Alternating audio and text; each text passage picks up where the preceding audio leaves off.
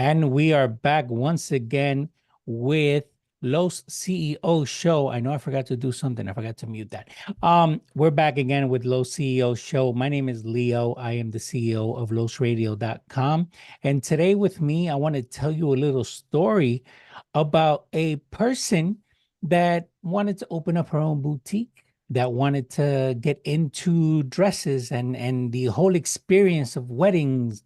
And that intrigues me very much because I want to get into this because I want to learn a lot more what goes into it. Because again, as the male in the relationship, we're not privy to that world outside of I would say regular TV when you're watching a reality show. That's about Oh it. God. But today we have Mayra Perez-Lowey with us from The Barefoot Bride. ¿Cómo estás? How are you, Mayra?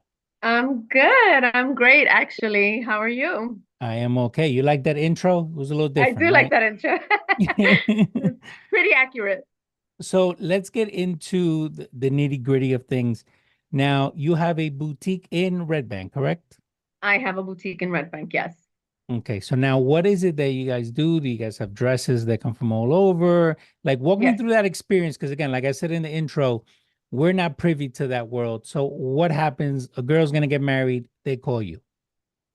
Yeah. So basically, I'm a retailer. Okay. So I buy wholesale and I sell retail.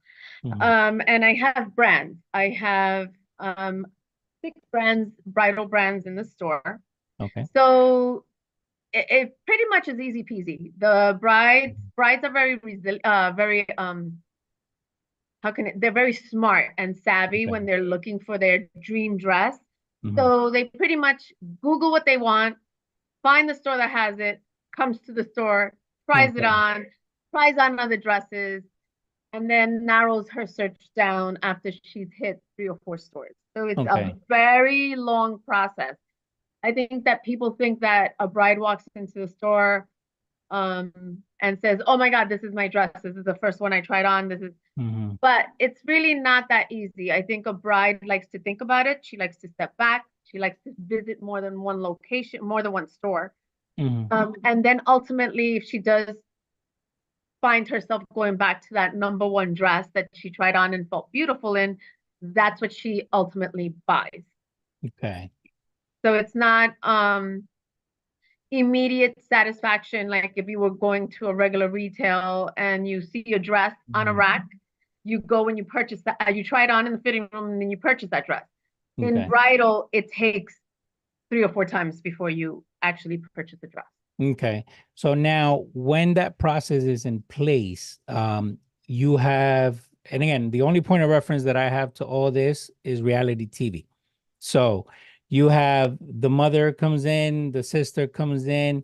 Do you see a lot of it, a lot of the time where the bride already knows what she wants and she just wants people to tell her that that looks good? Or do you see more Yeah, collaborative? so what you watch on TV, Mhm. sometimes the bride has a huge entourage. Yeah. I don't necessarily think that that's the right way to go because Hmm. if you're trying to find the dress, you want to make sure that you have the time to think about it. When you have a lot of Okay. opinions, it takes a little bit longer. But the good thing about what we have here is that I also have mother of the bride dresses, I have bridesmaids dresses, and I have a little section in the front of my store that is a small boutique. Okay. So I have other things to offer. So while the bride is trying on and trying to think, her family could wander and look at other Hmm. stuff in the store or other dresses in the store or Yeah. outfits in the store. So in It's other it's words, a very look. it gives the bride more space for them Yeah, to that's think. pretty much what I promote here. Hmm. Um, the bride has the option to go to a big box store, Hmm. which is a huge store, and then they have 12 brides at the same time all trying on Hmm. dresses. That's not what we do here. Okay. We have a very intimate setting. Hmm. Um, it's for the most part quiet, although on a Saturday it could get very hectic if there's a lot of people in here. Okay. But we offer almost like somebody asked me this the other day, almost like a spa. of the bridal industry. Okay. So, like, it's a soothing atmosphere if you don't want that big box setting. Okay. That's what I do different.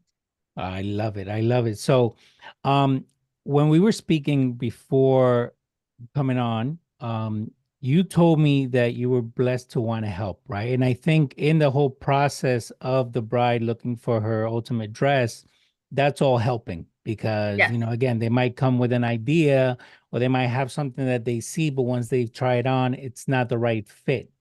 How many times do you see like you're wanting to help and then you get relieved by finding something that the bride is looking for? Well, this year it's happened like 3 or 4 times. I Okay. I only offer design services Mm-hmm. is if the bride says to me, I've been to 5 or 6 stores. Okay.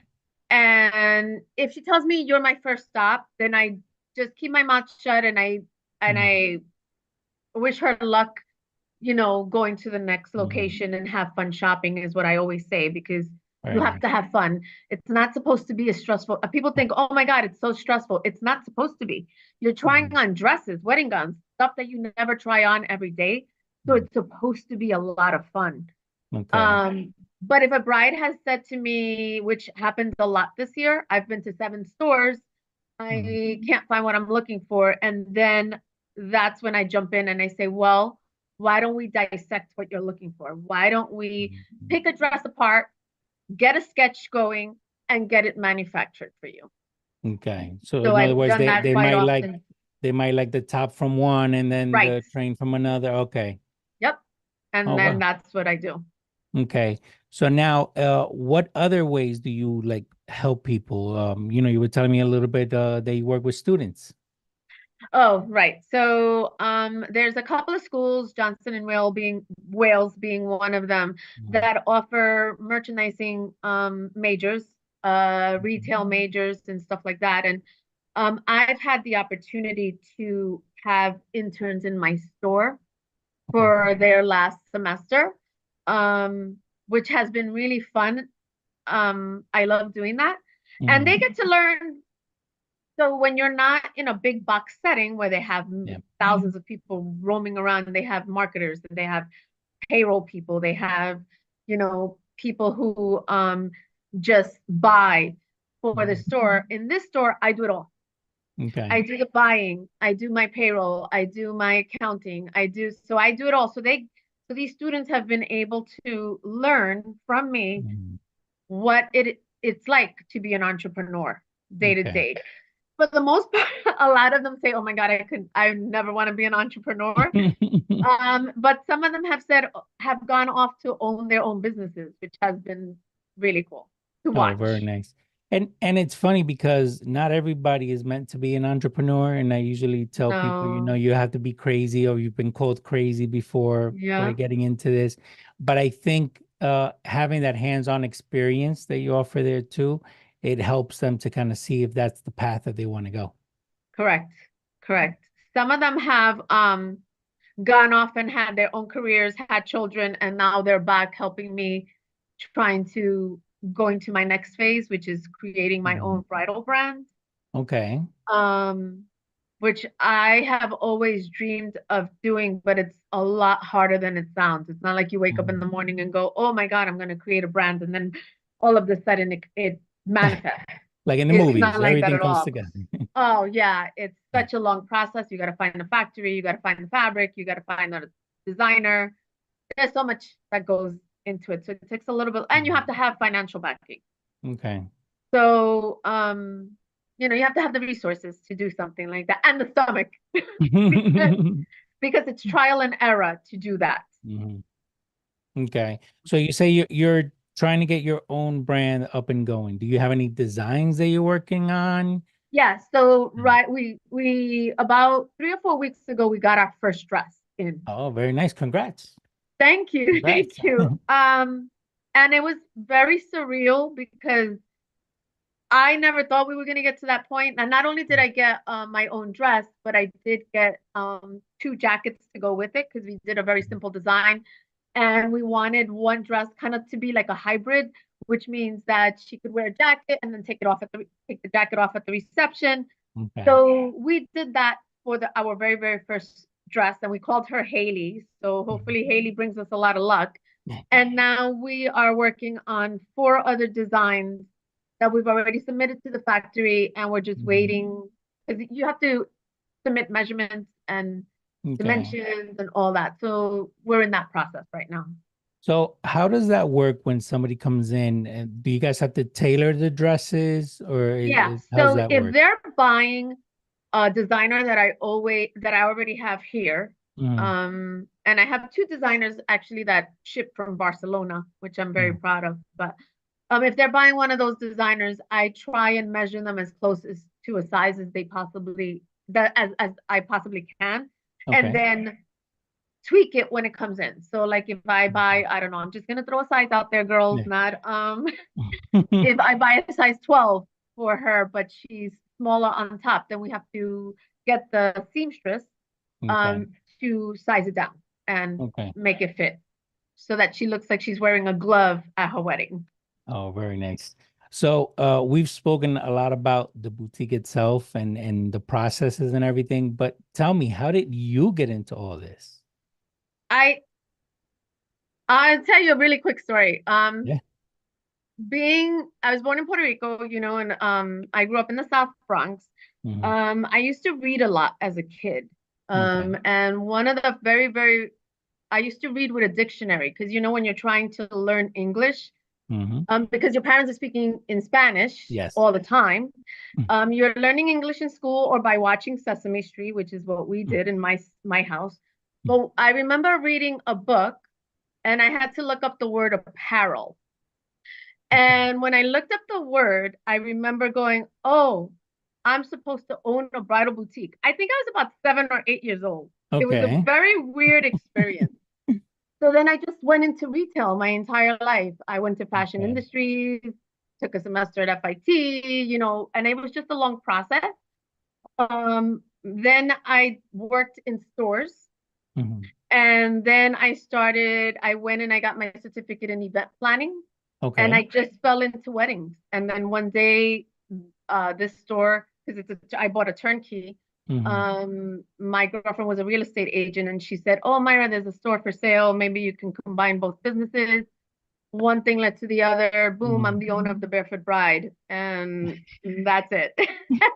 Okay. So when that happened and you have the key in your hand, Yeah. did it suddenly come to you on one of the episodes that we did on the first one? We were speaking to Marcelo, and he said, "Once I got the key, then I knew that I needed to get to work." Did it all come crashing down on you, or did it take a little bit of process for it to So when I got actually the hit? key, Hmm. I thought, just like everybody else, oh my God, this is so much fun. It's so lucrative and blah, blah, blah. Bridal is very expensive to Hmm. own because Okay. you have to buy your samples and you have to Hmm. keep up with those samples. Um, so the short story is it crashed and then I Hmm. started to figure things out. Okay. It's a long process. Even measuring a bride for her bridal gown took Hmm. me a very long time to do because you have Okay. to make sure that it doesn't have to be precise, but it has to be very, very close. Okay. Buying, I have to buy all my dresses. And when I Mhm. go to market, I don't necessarily would wear all of these dresses in the store, but I have to think like a ton of brides. Okay. So getting into that mentality has been a challenge. It's just been a lot of work. And we started seeing right before COVID that your scale starts to go up and you're like, oh my God, we're doing it. And then you get this boom, COVID, close the store for 4.5 months. And I feel again that I'm starting all over again. Hmm. But going back to you have to have a strong stomach for it because Yeah. these things happen. You can't control the economy, the environment. Um, but I this morning I listened to this podcaster. His name is Eddie Pinero, Okay. and his podcast this morning was "Do not give up" because Mhm. there's a lot. Being an entrepreneur, you have a choice. every morning, and it's like, oh, is today my last day, or I'm gonna walk in and just make it work? Because Okay. it's a process. It's long. It is a process, and this is why we do this show, is because at the end of the day, as a CEO, as an entrepreneur, as the owner of the business, you don't sometimes you feel like you're alone, but there's a lot of other people that are going through the same things. So Yeah. before we keep going, let the people know where in Red Bank is the boutique available and how can they follow you on social media. So the store is on 65 Monmouth Street, Okay. in Red Bank. Um, it's down the street from the Count Basie Theater. I don't know if anybody listening that's in this New Jersey area, it's right down the street from Count Basie Theater. And they can follow us on Instagram at BarefootBride NJ. Okay. And you also have the Barefoot Bride NJ.com where people can go Yep, to the the website. BarefootBrideNJ.com. They can go to the website and see what we have. It is under construction, so forgive it. So forgive Mhm. me, but that's another process. You gotta have people working for you too. Of course. And it's funny because we've met through the HETP class by the Chamber of New Correct? Jersey, the Hispanic Chamber of New Jersey. And there's about 60 business owners. And I think as we've done this, every business owner kind of has the same story, just a little things are tweaked, Yeah, right? we all have So something. now, and I always ask this, and I like to ask this towards the end, is if you were able to go back and talk to that Mayra and tell her before she got into this business, what will you tell her that would help her along the way? The one very, very one thing that I would tell her was that, Mhm. girl, you don't know everything.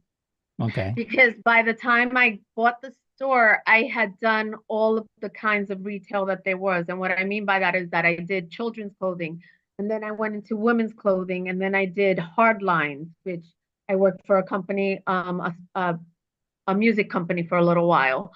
Um, and I did some event planning on the side. Do your due diligence, and Okay. don't trust somebody at face value. Mhm. Make sure you go dig deep and really, really do your research before you take this step. Because what happened was I thought I knew everything, and then bridal's a whole different animal, not Okay. even close to any kind of retail that I've ever worked. So that's what I would have done differently. I would have maybe worked at a bridal shop for a year Okay. before signing that contract. So, and on that, because it's funny because you said, you worked other retails. And I think in the bridal, as we're speaking, it's more like consultative sale. It's Yep, more like that long run. It's not just, hey, I need a sandwich, or yep. hey, I need a It's not pound of ham. immediate. Yeah. Yeah. It's not for the faint of heart.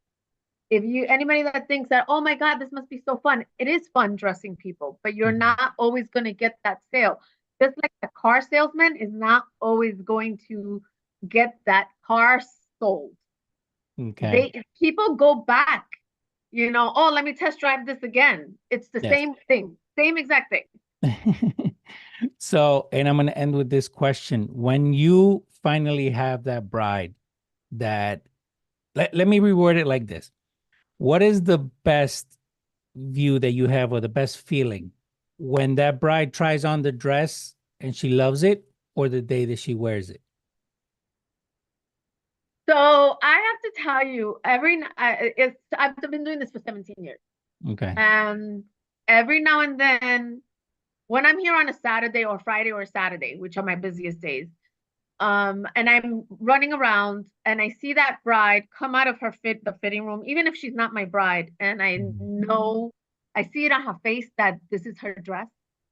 I Okay. still get chills.